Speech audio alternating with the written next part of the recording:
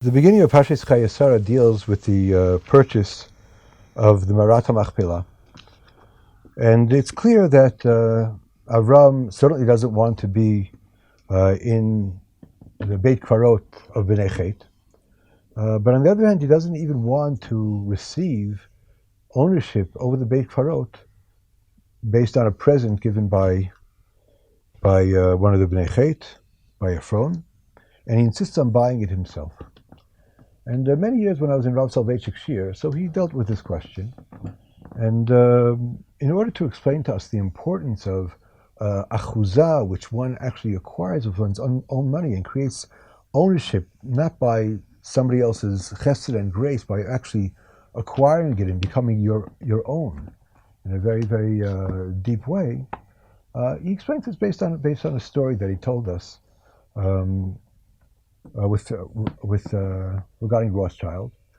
Rothschild was buried in France with his wife, and at some point they wanted to move Rothschild and his wife to Eretz Yisrael, the Kfur to Eretz Yisrael, and at that point de Gaulle called the nephew of Rothschild. Rav Soloveitchik heard the story from the nephew, and de Gaulle said, "Tell me, who was a loyal Frenchman?" And before the nephew had a chance to answer, he said, "I'll tell you. Somebody who was born in France, somebody who was raised on French education, somebody who gives a lot to French culture and to French economy, and somebody who, at the time of war, is willing to sacrifice himself for France. And somebody who, when he dies, is buried in French soil." And then he continually said, "Till now there are many people who questioned the loyalty of the Rothschild, and I always came to their defense. But now that you want to move his remains to Eretz Yisrael, I'm not sure." And that was how we ended the conversation. In other words, the question of where you're buried defines who you are and who you identify with.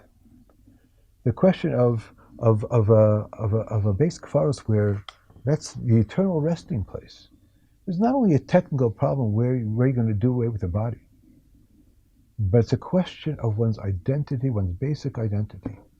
And therefore it was important for Avram, after Sara died, to create an achuzat kever that would be a place not only where Sara will be buried, but a place where Sara, Avram, where a place where the avos and the imos are buried, and a place that belongs to Am Yisrael in a very, very real sense.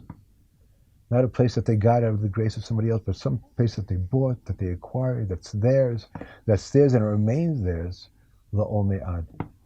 So the buying of Marat HaMachpelah, which is stressed many, many times in the course of Sefer Bereshis, being an achuzas kever, being the place to bury the avos and the imahos, is something that actually establishes their DNA, what they're part of, and the legacy of what they want to become.